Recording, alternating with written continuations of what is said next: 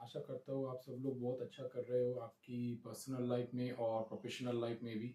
और आज का जो वीडियो है ऑब्वियसली भारत और ऑस्ट्रेलिया के बीच चल रहे जो फोर्थ टेस्ट मैच है मेलबोर्न में एमसीजी में खेला जा रहा है उसके बारे में है। तो आज का दिन जो कि सेकेंड डे था वो ख़त्म होने तक अभी भारत ने अपनी पहली बारी में 5 विकेट खोकर 164 रन बनाए हैं, 164 फॉर 5। और इससे पहले ऑस्ट्रेलिया ने अपनी बारी 474 पर फिनिश की अंत में जाके। कल दिन के अंत में जैसा मैंने कहा था कि 311 फॉर 6 थी। और भारत को चाहिए था कि ऑस्ट्रेलिया को किसी भी तरह से 400 रन के अंदर ऑल आउट करे, लेकिन वो भारत नहीं कर पाई क्योंकि आज नए बॉल से हम फर्स्ट आवर में कुछ ज़्यादा कर नहीं सके, हम विकेट नहीं चटका सके। और पैट कमिंस और स्टीव स्मिथ ने लंबी पार्टनरशिप कर दी। इसके बाद स्टीव स्मिथ ने पहला आवर में थोड़ा स्लो खेला, लेकिन सेकेंड आवर में बहुत ही फास्ट बैटिंग की, वनडे स्टाइल में उन्होंने बैटिंग की, बड़े बड़े हिट्स लगाए, अपना शतक पूरा किया। और अंत में वो 140 रन बनाकर अगर आउट भी हुए सेकेंड सेशन में तो भी वो थोड़ा लकी रहा भारत, क्योंकि बॉल स्टीव स्मिथ ने एक attacking shot down the wicket आके मारने की कोशिश की थी फास्ट बॉलिंग में, और एक एज लगा बैट का, और उसके बाद स्लोली बॉल स्टंप पे जाके लगा, और लेकिन बेल गिर गया। तो ऑब्वियसली क्रिकेट के रूल के हिसाब से उन्हें आउट घोषित कर दिया गया। तो इस तरह से स्टीव स्मिथ की बारी की समाप्ति हुई। इसके बाद जो लास्ट विकेट था उसने भी भारत को मतलब बहुत ही ज़्यादा देर फील्डिंग में रखा। तो एक्चुअली ये एक स्ट्रैटेजी होता है टेस्ट क्रिकेट में कि आप जितना हो सके फील्डिंग टीम को टायर्ड कर दो, क्योंकि इससे क्या होता है कि वो मेंटली भी बहुत फ्रस्ट्रेटेड हो जाते हैं। और बैटिंग से पहले ये अच्छा नहीं होता है किसी भी, जो दो बैट्समैन होते हैं स्पेशली जो उस वक्त फील्डिंग कर रहे होते हैं और उसके बाद तुरंत जाके जिनको रेडी होके बैटिंग करने आना है, क्योंकि मतलब आप समझ सकते हैं कि वो रेडी है क्रीज पर आने के लिए, स्टांस लेके बैटिंग स्टार्ट करने के लिए, लेकिन ऐसा हो नहीं रहा है क्योंकि लास्ट विकेट जो ओपोनेंट टीम का है वो उन्हें तंग कर रहा है और वो आउट नहीं हो रहा है। और लास्ट विकेट में दोस्तों 2 रिव्यू लेना पड़ा और 2 रिव्यू ही लॉस्ट हो गया। ऑस्ट्रेलिया ने रिव्यू रिटेन कर लिया क्योंकि 2 रिव्यू ही सक्सेसफुल साबित हो गया भारत का, मतलब भारत के विरुद्ध उनका। और 2 बार एलबीडब्ल्यू होकर भी आउट नहीं हुए बोलेंड, स्कॉट बोलेंड, जो कि मतलब लोकल बॉय भी है मेलबोर्न में। तो इसके बाद नेथन लियोन ने भी आउट होने के बाद, जो कि वो श्योर थे आउट है, लेकिन फिर भी हाइट की वजह से उन्होंने रिप्लाई लिया और जस्ट आउट थे वो, जस्ट मतलब बॉल बेल को हिट कर रहा था बाउंस करके। तो इस तरह से वो आउट हुए। बहुत बहुत मुश्किलातों का भारत की टीम को सामना करना पड़ा आज बॉलिंग करते हुए। इसके बाद बैटिंग में रोहित शर्मा फिर से पुल शॉट लगाने की कोशिश में, जो थोड़ा ज़्यादा आउटसाइड द ऑफ स्टंप था, भारत मतलब पैट कमिंस की डिलीवरी उसमें आउट हो गए। मिड विकेट में कैच आउट हुए वो, मिड ऑन में उनका कैच पकड़ा गया, मिड ऑन रन करते हुए मिड विकेट में आके कैच पकड़ा उनका। तो इसके बाद एक अच्छी पार्टनरशिप हो रही थी और लोकेश राहुल अपना यूजुअल प्लेयर में बैटिंग कर रहे थे और बहुत अच्छे अच्छे शॉट्स भी खेल रहे थे। और आज वो काफ़ी पॉजिटिव भी लग रहे थे, उन्हें देख के लग ही नहीं रहा था कि वो ओपन की जगह नंबर 3 पर बल्लेबाजी करने आए हैं। तो लेकिन फिर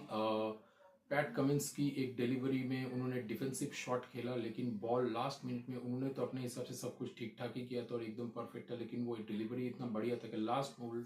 लास्ट मोमेंट में वो डिलीवरी, वो बॉल मूव कर गया, मतलब सीधा आते आते ऐसे आते होते फिर अचानक से ऐसा हो गया। तो इसके लिए और लोकेश राहुल का स्टंप एक्सपोज हो गया, ऑफ स्टंप, और उन्हें बोल्ड होना पड़ा। इसके बाद विराट कोहली और यशस्वी जायसवाल ने बहुत शानदार बल्लेबाजी की और भारत की इनिंग्स को बहुत ही सही तरीके से समझबूझ के साथ आके लेके जा रहे थे। यशस्वी जायसवाल थोड़ा मतलब सावधानी स्टार्ट करने के बाद अपने नेचुरल पॉजिटिव अंदाज में बल्लेबाजी कर रहे थे और बाउंड्रीज भी लगा रहे थे, उन्होंने 50 रन भी कंप्लीट किए। इसके बाद विराट कोहली बहुत संभाल कर बल्लेबाजी कर रहे थे और एकदम एज पर मतलब edge a rule of stump के बाहर की बॉलों को छोड़ रहे थे। और अगर एकदम अपने जोन में, जिस जोन में वो शॉट्स मारने के लिए कंफर्टेबल है, तो उस जोन में बॉल आ रहा था तो तब भी वो स्ट्रोक्स खेल रहे थे। इस तरह से वो भी 36 पर पहुंच गए थे। इसके बाद एक यशस्वी जायसवाल और विराट कोहली के बीच में थोड़ी समझ कुछ में प्रॉब्लम हो गई और बॉल को यशस्वी जायसवाल ने मिड विकेट पे मारा और फजय की रोकने के वो दौड़ पड़े रन लेने के लिए। इससे पहले भी 2-3 बार उन्होंने कोशिश की, लेकिन विराट कोहली ने उन्हें सक्सेसफुली वापस भेज दिया था। लेकिन इस बार यशस्वी जायसवाल फील्डर के हाथ में बॉल मार के क्विक सिंगल के चक्कर में आ गए ओपोनेंट एंड पे और विराट कोहली अचानक से घूम के वो फील्डर की तरफ ध्यान देने लगे और उसके बाद उन्हें लगा कि रन नहीं हो सकता तो उन्होंने रोका, लेकिन तब तक यशस्वी जायसवाल आ चुके थे, इसलिए फील्डर ने थ्रो किया। यशस्वी जायसवाल के एंड में बॉल डायरेक्टली स्टंप पे नहीं लगी, लेकिन विकेट कीपर के पास गई और विकेट कीपर ने बेल चटका के उन्हें आउट कर दिया। इसके बाद 3 विकेट गिरने के बाद आकाशदीप बल्लेबाजी करने आए एज ए नाइट वॉचमैन, थोड़ा होल्ड ऑन करके रखने के लिए आज के दिन के एंड तक, जैसा कि यूजुअली टेस्ट क्रिकेट में होता है नाइट वॉचमैन वाला जॉब। क्योंकि आकाशदीप आजकल अच्छी बल्लेबाजी कर रहे तो ये रिस्पॉन्सिबिलिटी उन्हें दे गई, लेकिन एक्चुअली वो ये हुआ कि मतलब दुखद बड़ी बात भारत के लिए ये हुई कि नेक्स्ट ओवर में ही विराट कोहली ऑफ स्टंप की बॉल छोड़ते छोड़ते अचानक से थोड़ा पुश किया उन्होंने, थोड़ा डिफेंसिव शॉट एक ऑफ स्टंप में उन्होंने खेला ऑफ स्टंप के बाहर की बॉल को, और वो अचानक से एज लगा के आउट हो गए, मतलब एज लगी और आउट हो गए, और ये मतलब against the run of play हो गया और इस तरह से भारत बिल्कुल बैकफुट में चला गया। और इसके बाद आकाशदीप को भी आउट करने के लिए ऑस्ट्रेलिया कोशिश कर रही थी कि और एक विकेट मिल जाए, जाके 5 विकेट मतलब हाफ ऑफ द साइड आप आउट कर ले आज ही, और फिर भी टीम 300 रन से पीछे तो बहुत ज़्यादा दबाव भारत के पास होगी। तो एक्चुअली वो फिर आकाशदीप इवन दो मतलब वो एक नाइट वॉचमैन है, उन्हें आउट करना उतना ज़रूरी नहीं है, लेकिन फिर भी अगर वो टिक जाए तो कल परेशान कर सकते थे, तो इस हिसाब से उन्होंने आकाशदीप के लिए ट्रैप सेट किया, लेग स्लिप लगाया और फॉरवर्ड शॉट लेग लगाया और बॉल को थोड़ा बाउंस किया और फिर लेग स्लिप में आकाशदीप कैच आउट हो गया। इसके बाद रविंद्र जडेजा और ऋषभ पंत दिन के अंत तक बल्लेबाजी कर रहे थे स्टंप्स तक, और रविंद्र जडेजा ने एक चौका लगाया, ऋषभ पंत 6 रन बना के बल्लेबाजी कर रहे हैं अभी। तो इस वक्त जो सिचुएशन है कि मतलब भारत मैच बचाना भी मुश्किल है, तो और मैच को जीतना भी बहुत ही ज़्यादा मुश्किल है, क्योंकि अभी 9 सेशंस बाकी है, 3 दिन का खेल बाकी है। अगर मैं ये सोच लेता हूँ कि भारत कल का 2 सेशन खेल लेगा, फिर भी इसके बाद भी ऑस्ट्रेलिया के पास इनफ टाइम है कि भारत ऑस्ट्रेलिया फिर से बल्लेबाजी करे और एक टारगेट सेट करके भारत को फिर से बल्लेबाजी करे और उनके 10 विकेट्स लेके मैच को जीतने की कोशिश करे। इसके लिए अभी बहुत टाइम बचा हुआ है। तो ऑब्वियसली भारत को जो करना है कल, वो सबसे पहले फॉलो तो सेव करना ही होगा, लेकिन इससे पहले भी आपको टाइम आउट मतलब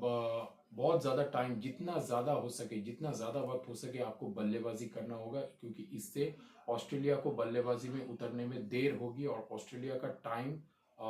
मतलब टाइम आप जितना बल्लेबाजी करोगे, भारत के हिसाब से मैं बोल रहा हूँ कि आप जितना बल्लेबाजी करोगे ऑस्ट्रेलिया के हाथ से उतना ही ज़्यादा टाइम निकलता जाएगा और उतना ही ज़्यादा थोड़ा थोड़ा करके मुश्किल होता उनके लिए जाएगा। अभी के लिए अगर भारत कल 2 सेशन या किसी भी तरह से 3 सेशन तक बल्लेबाजी कर लेता है, मतलब कल का दिन बल्लेबाजी कर लेता है, तो बहुत सही रहेगा भारत के लिए। फिर भी कम से कम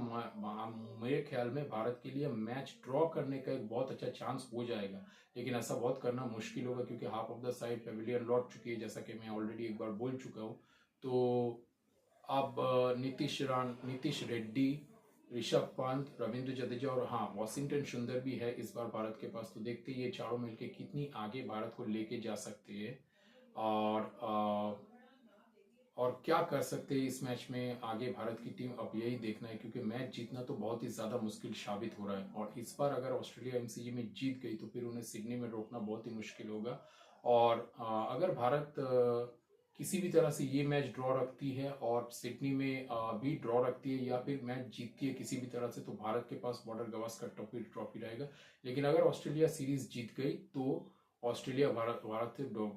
के पास से बॉर्डर गवास्कर ट्रॉफी छीन लेगी, क्योंकि यही एज पर रूल से जिसने लास्ट टाइम सीरीज जीता था या तो उसके पास ट्रॉफी रहेगी, या जिसने प्रेजेंट जो इस वक्त जो सीरीज हुआ है अभी अभी जो कंप्लीट हुआ है उसके पास ट्रॉफी रहेगी। तो फिलहाल देखते हैं एमसीजी में भारत कल क्या करता है और कितनी देर तक ऑस्ट्रेलियन बॉलर्स को झेल पाते हैं और कितना आगे वो अपना फर्स्ट इनिंग्स लेके जा सकते हैं और कितनी देर वो बल्लेबाजी कर सकते हैं, क्योंकि जितना वो लंबा फर्स्ट इनिंग्स में बल्लेबाजी करेंगे उतना ही कम उन्हें सेकेंड इनिंग्स में बल्लेबाजी करना पड़ेगा मेरे ख्याल में। तो दोस्तों आज का वीडियो बस यही तक था, और अगर आपको ये अच्छा लग रहा है मेरा काम, आज का वीडियो अच्छा लगा तो इसे प्लीज़ लाइक कीजिए और शेयर कीजिए और मेरे चैनल को सब्सक्राइब कीजिए और भी ऐसे वीडियोस के लिए। और जैसे कि मैंने बोला है कि मैं हिंदी में भी वीडियो करूंगा और इंग्लिश में भी वीडियो करता रहूँगा, क्योंकि दो तरफ के दर्शकों के लिए ही मेरे दिल में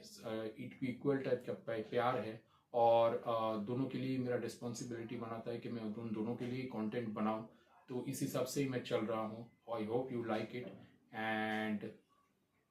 let's hope for the best tomorrow for the Indian team, and thank you.